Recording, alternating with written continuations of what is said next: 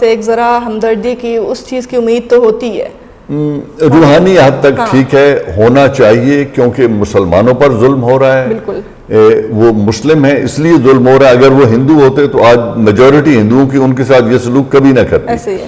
تو اگر مسلمانوں پر ظلم ہو رہا ہے تو ایمان کا تقاضا تو یہی تھا کہ تمام OIC کے ممبر، تمام عرب کنٹریز مل کر یونائٹڈ نیشن میں آواز اٹھاتی اور ہندوستان کے اوپر دباؤ ڈالتی. لیکن یہ دنیا ہے، یزید کی جو فوج تھی نا، یہ اب اسلامک تاریخ کو اگر دیکھیں تو وہاں بھی 5 وقت اذان ہوتی تھی اور باجماعت نماز ادا کرتے تھے اور کلمہ وہ بھی یہی پڑھتے تھے.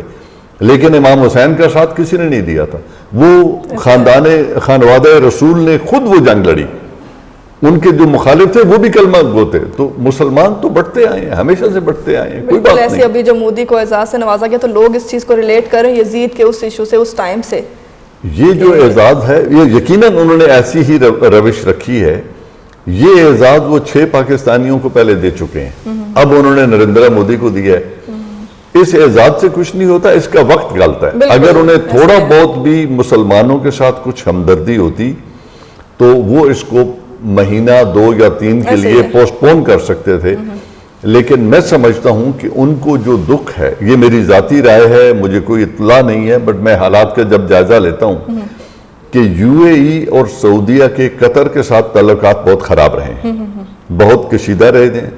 ان کی ایئر سپیس پر بھی پابندی رہی، ان کے راستے بھی بند کیے گئے، ان کی تجارت پہ بھی پابندی لگائی گئی اور قطر کو ایک ٹائٹ کارنر میں بند کیا گیا. جب پرائم منسٹر آف پاکستان نے قطر کے امیر کو پاکستان میں بلایا، اس نے $12 بلین انویسٹ کرنے کا معاہدہ کیا، آپس میں گفٹ ایکسچینج کیے، قطر کے امیر کی کار ڈرائیو کر کے لائے پرائم منسٹر آف پاکستان، اور پھر قطر ایئر ویز پہ بیٹھ کے امریکہ گئے. تو ان عربوں نے کہا کہ اچھا اگر آپ قطر کو گلے لگا سکتے ہو تو ہم پھر انڈیا کو بھی گلے لگا سکتے ہیں. تو کچھ اس طرح کا ریئیکشن آیا ہے ان کی طرف سے. لیکن دیکھیں، میں جو پہلے بات کہہ رہا ہوں، آپ کی جنگ ہے، آپ نے لڑنی ہے، میری جنگ ہے، میں نے لڑنی ہے. بالکل ایسے ہی ہے. اور اگر ہم یہ کہیں کہ یہ ہمارے ساتھ آ کے جنگ لڑیں گے تو ایسا نہ پہلے ہوا ہے نہ آئندہ ہوگا. بالکل ایسے ہی ہے. اچھا، گو کہ عمران خان نے اپنے خطاب میں یہ بھی کہا ہے کہ مسلم امہ سے وہ مایوس نہیں ہے زیادہ، لیکن دیکھا جائے تو مسلم امہ کا جو کردار ہے، ایون انسانی حقوق کی اتنی زیادہ خلاف ورزی ہو رہی ہے، اس پہ بھی کوئی خاص کردار ان کا نظر نہیں آ رہا. تو اس میں کیا نپولین کی یہ بات آپ کو کیا لگتا ہے کس حد تک صحیح ہے کہ اعتماد کرنا دانائی ہے، لیکن اعتماد نہ کرنا اس سے بھی بڑی دانائی ہے؟ جو آپ بات کہہ رہی ہیں بیٹا درست ہے یہ، کیونکہ دیکھیں یہ جو ہم بات کر رہے ہیں نا، ایمان کا جذبہ ہونا، مسلمانوں کے ساتھ ہمدردی ہونا. خود سورہ نساء میں ہے کہ جب مسلمانوں کے ایک فرقے پر ظلم ہو رہا ہو، انہیں گھروں سے نکالا جا رہا ہو، ان کو قتل کیا جا رہا ہو، تو تمام مسلمانوں پر جہاد فرض ہو جاتا ہے. بالکل ایسے ہی ہے. اس کی اگر وہ لاج رکھتے تو آج وہ مسلمانوں کے ساتھ کھڑے ہوتے. لیکن انہوں نے ایسا نہیں کیا ہے، تو ان کے مسئلے کو خدا پہ چھوڑ دیں، ان کو چھوڑ دیں. لیکن آپ اپنی ہمت اور اپنا ریزالٹ پیدا کریں. میں ہمیشہ سے یہ کہتا ہوں کہ افغانستان میں جو افغان ہیں انہوں نے اپنی جنگ خود لڑی ہے، انہوں نے اپنے ریزالو سے لڑی ہے، انہوں نے اپنی معاشی طاقت سے یا بڑی فوج سے نہیں لڑی. مٹھی بھر لوگ تھے، پوری قوم شامل ہو گئی اور انہوں نے دنیا کی 3 بڑی طاقتوں کو، برٹش راج کو، USSR کو اور آج امریکہ کو تیسری دفعہ وہ شکست دے کر تیسری سپر طاقت کو افغانستان سے نکال رہے ہیں. کیوبا نے امریکہ کے بغل میں بیٹھ کے اپنے ریزالو سے اپنی جنگ لڑی اور آج تک وہ امریکہ سے متاثر نہیں ہوئے. ویتنام نے یہی کیا. خود ایران اور عراق نے 10 سال جنگ لڑی، ان کی لاکھوں انسان اس میں مارے گئے، کوئی ان کی جگہ جنگ لڑنے نہیں آیا. تو قومیں اپنے پاؤں پہ کھڑی ہوتی ہیں. زندگی میں افراد ہوں یا قومیں ہوں، اپنا بوجھ خود اٹھانا ہوتا ہے، اپنی جنگ خود لڑنی ہوتی ہے. کوئی امداد کر دے تو الحمدللہ، نہ کرے تو دوسروں کے ساتھ ٹیک مت لگائیں، اپنے پاؤں پہ کھڑے ہو جائیں. اور کوئی ایسا وجہ نہیں ہے، وہ کہتے ہیں نا خدا زمین سے گیا نہیں ہے. بالکل ایسے ہی ہے. خدا موجود ہے. آج آپ ایمانی قوت پیدا کریں، آج آپ مظلوم مسلمانوں کے ساتھ کھڑے ہوں تو وہ فرشتے بھی آپ کی مدد کو آج بھی اتریں گے. اچھا، ابھی عمران خان کے خطاب کے بعد آپ کو کیا لگتا ہے ہماری سیاسی، سفارتی اور قانونی حکمت عملی اب کیا ہونی چاہیے؟ دیکھیں 2-3 باتیں ہیں. پہلی بات یہ ہے کہ سیاسی طور پہ جب دونوں ہاؤسز نے مل کے ایک ریزولوشن پاس کر لیا، سیاسی طور پہ قوم ایک سمت میں دیکھ رہی ہے، پوری قوم کشمیریوں کے ساتھ کھڑی ہے، اس میں کوئی تقسیم قوم کے اندر نہیں ہے۔ رہی ڈپلومیسی، تو ہم نے جتنے پاکستانی اور کشمیری دنیا کے باہر رہتے ہیں، دنیا میں رہتے ہیں، ان کو چاہیے بالخصوص لندن میں، برسلز میں، ویانا میں اور امریکہ میں بڑے بڑے اجتماعات کریں، اور یہ جو ظلم کی تصویریں آ رہی ہیں ان ویڈیوز کو اور ان فوٹوز کو دنیا کے ساتھ شیئر کریں، اور کشمیر کے جو بھی عزائم ہیں ان کو دنیا کے آگے ایکسپوز کریں۔ یہ کرتے رہیں، اس سے ایشو زندہ رہے گا۔ ہر فورم پر ہم نے آواز اٹھانی ہے، ہیومن رائٹس کے آگے بھی اٹھانی ہے، برسلز میں بھی اٹھانی ہے، وینا میں اٹھانی ہے، یونائٹڈ نیشن پہ، سفارتی محاذ میں مکمل جنگ لڑنی ہے۔ پہلی کوشش یہ ہونی چاہیے کہ اگر ہیومن رائٹس کی وائلیشن کے لیے اگر کشمیر کے اندر آبزرورز ڈپلائی ہو جائیں تو ان آبزرورز کے ڈپلائی ہونے سے ہوگا یہ کہ جو ظلم ہے، جو گن رننگ ہو رہی ہے، وہ رک جائے گی۔ یہ رک جائے تو پھر کشمیریوں کو کوئی نہیں روک سکتا۔ اس کو رکوانے کی کوشش کرنی ہے۔ اگر حالات بے قابو ہوں تو جنگ لڑنے کی مکمل تیاری کریں، اور پھر جنگ لڑیں اور جنگ کے ذریعے کشمیریوں کو اپنے حق دلوائیں۔ اس کے بعد کوئی راستہ رہ نہیں جائے گا، ورنہ کل انڈیا ہمیں للکارے گا اور پھر ہمیں یہ جنگ لڑنی پڑے گی۔ تو آج اگر ہم جنگ اوائڈ کرنے کے لیے کوشش کریں گے تو at the end of the day جنگ بھی ہمارے حصے میں آئے گی اور ذلت بھی ہمارے حصے میں آئے گی۔ تو اس سے پہلے اپنی جنگ کی تیاری کریں۔ اچھا، ڈونلڈ ٹرمپ کی طرف سے بار بار ثالثی کی پیشکش ہوئی، جس پہ مطلب بات بھی ہوتی رہی، لیکن ٹرمپ اور مودی کی جو ملاقات ہوئی تو اس میں مودی نے صاف انکار کر دیا کہ یہ ہم دونوں ممالک کا، پاکستان اور بھارت کا اندرونی مسئلہ، تو ہم اس کو جو ہے نا خود مذاکرات کے تھرو یا جس طرح بھی حل کریں گے، آپ کی ثالثی کی ہمیں ضرورت نہیں ہے۔ تو آپ کو اب مطلب ثالثی والی بات تو ختم ہو گئی ہے، تو اب آپ اس پہ کیا دیکھتے ہیں؟ مطلب کیا ہوگا؟ میڈیشن اور ثالثی ہوتی تب ہے جب دونوں فریق اس بات پہ آمادہ ہوں کہ یہ ایک حل طلب معاملہ ہے، مسئلہ ہے، اس کو ہم حل کرنا چاہتے ہیں، لیکن ہم چاہتے ہیں کہ کوئی تیسرا ثالث ہمارے درمیان بیٹھ کے یہ سمجھوتا کروا دے۔ ابھی حقائق یہ ہے کہ ہندوستان اس کو مسئلہ ہی تسلیم نہیں کرتا۔ بالکل، وہ کہتا ہے یہ ہمارا انٹیگرل پارٹ ہے۔ اس نے اس کو اپنے ملک کے اندر، یونین کے اندر ضم کر لی ہے، اپنی فوج سے چڑھائی کر دی ہے۔ تو جب ہندوستان یہ کر رہا ہے تو آپ کون سی ثالثی کریں گے؟ ہندوستان کسی ثالثی کو نہیں مانیں گا۔ ثالثی کی امید رکھنا حماقت ہے، اور ہمیں جو کچھ کرنا ہے، جو پہلے میں نے کہا کہ سفارتی محاذ پہ بھی جنگ لڑنی ہے، عملی جنگ کی تیاری ابھی شروع کر دیں، وہ زیادہ دور نہیں ہے۔ اچھا، مودی اور بھارت سے تو کچھ بھی ایکسپیکٹ کیا جا سکتا ہے۔ شاہ محمود قریشی ہمارے جو وزیر خارجہ پاکستان ہیں، انہوں نے بھی اس خدشے کا اظہار کیا ہے کہ انٹرنیشنل کمیونٹی کی اٹینشن کو ڈائیورٹ کرنے کے لیے جو ہے نا فالس فلیگ آپریشن کیا جا سکتا ہے۔ تو اس سچویشن میں تو پھر بھارت کو لینے کے دینے پڑ جائیں گے۔ میں سمجھتا ہوں کہ کشمیر کے اندر ہندوستان جنگ کی جرات نہیں کر سکتا۔ کوئی بھی قوم، کوئی بھی دنیا کی آرمی قوم کی مدد کے بغیر جنگ نہیں لڑ سکتی۔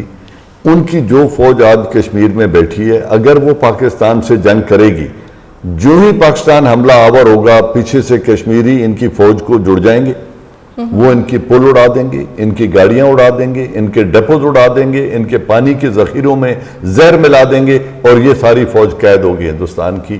ہندوستان جنگ کی جرات نہیں کر سکتا کشمیر کے اندر۔ اس لیے میں کہہ رہا ہوں کہ جنگ کی مکمل تیاری کریں، اس سے پہلے کہ کشمیری توپوں سے خاموش کر دیے جائیں یا مار ڈالے جائیں۔ وہ زندہ ہیں، ان کی امداد کو اپنے ساتھ میں لائیں اور ہندوستان کو ایک سبق آموز جنگ کے لیے تیار کریں۔ بھارت اگر کوئی بھی مس ایڈونچر یا اگریشن کرتا ہے تو پاکستان ہمیشہ بھرپور طرح سے اس کا جواب دیتا ہے۔ تو اگر ابھی جو ہے جب بھی بھارت نے ایسا کیا تو اس کو منہ کی کھانی پڑی ہے، آج تک ایسا نہیں ہوا کہ بھارت، اور اگر اب بھی بھارت ایسی جارحیت کرتا ہے تو پاکستان کا رسپانس ٹائم کیا ہوگا، اور بھارت کے کتنے علاقے اس رسپانس ٹائم میں، اور جو رسپانس کرے گا پاکستان اس میں آئیں گے، اس کی ہٹ لسٹ میں آئیں گے؟ میں نے آپ کو بتایا نا کہ رسپانس میں یہ ملٹری اسٹریٹجی کے لوگ سمجھتے ہیں، شاید ہمارے عام ناظرین اور ویورز اس بات کو نہ سمجھ سکیں۔ ہم انٹیریئر لائنز پہ آپریٹ کرتے ہیں اپنے ملک میں۔ جس جگہ پہنچنے کے لیے ہندوستان کو 1 گھنٹہ چاہیے، وہاں پہنچنے کے لیے ہمیں 25 منٹ چاہیے۔ بالکل، یہ تو ہم ان سے پہلے ریئیکٹ کر سکتے ہیں۔ ہمارا علاقہ جس کا ہم نے دفاع کرنا ہے وہ چھوٹا ہے، ہندوستان نے بہت بڑے ایریے کا دفاع کرنا ہے۔ ایسے ہے، میسائل قوت اور نیوکلیر پاور ہماری ان سے زیادہ ہے، ایئر فورس ہماری ان سے سپیریئر ہے اور ان کا بہت ڈٹ کے مقابلہ کر سکتے ہیں۔ کشمیر کی جو ان کو ہندوستان کو جو بڑی فوج ہونے کا ایک ایج حاصل تھا، جتنی فوج ان کی کشمیر میں پھنس چکی ہے، اب ان کے پاس فیصلہ کن برتری حاصل نہیں ہے انٹرنیشنل بارڈر پہ جنگ کرنے کی، لہٰذا جنگی حالات میں ہندوستان کو جو ایک سپیریورٹی حاصل ہوتی تھی، عددی سپیریورٹی، اب ان کو وہ حاصل نہیں ہے، تو اب جنگ کا پلڑا پاکستان کا بھاری ہوگا انشاءاللہ۔ اچھا، ابھی بھارت نے فروری میں مانسیرا میں جو ایک جعلی ڈرامہ کر کے اور ہمارے جنگل میں بم پھینکے تھے، اس کے جواب میں پاکستان نے ان کے 2 طیارے گرائے، ان کے پائلٹ کو زندہ گرفتار کر لیا اور پیس کا میسج دینے کے لیے اس کو واپس بھی کر دیا۔ تو پوری دنیا میں بھارت کی جگ ہسائی ہوئی۔ اب اگر آگے بھی بھارت اس طرح کے لیے تیار ہے جگ ہسائی کے لیے، تو ہم تو ہر طرح سے مقابلہ کرنے کو تیار ہیں اس کا۔ اس میں کوئی دو رائے نہیں ہے کہ پاکستانی قوم، جیسا پہلے میں نے آپ کو بتایا کہ 6.5 لاکھ فوج، ہماری فوج کا ہر ایک سپاہی سے لے کے جنرل تک اس وقت بیٹل ہارڈنڈ ہے، وہ جنگ کرنے کا عملی تجربہ رکھتے ہیں۔ جب اتنی بیٹل ہارڈنڈ آرمی ہو اور تقریباً 12 لاکھ کے قریب ریٹائرڈ فوجی بالکل، جن کی عمریں ابھی بھی 50 سال سے کم ہیں، وہ فوج بھی جب اپنی فوج کے ساتھ کھڑی ہو تو ہم 18 لاکھ فوجی بنتے ہیں۔ اگر 18 لاکھ کی فوج اور نوجوان یوتھ پاکستان کے ساتھ مل جائے تو ہندوستان ہمارا مقابلہ نہیں کر سکتا۔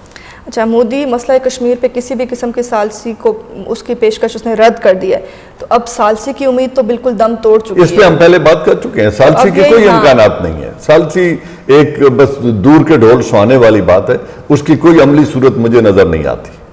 اچھا، مودی جب 2 طرفہ مسئلہ حل ہونے کی بات کرتے ہیں تو ان کا اشارہ شملہ معاہدے کی جانب ہوتا ہے، لیکن حقیقت یہ ہے کہ ہمارے وزیر خارجہ نے بھی کہا ہے کہ بھارت ثالثی پہ تو آمادہ ہے ہی نہیں۔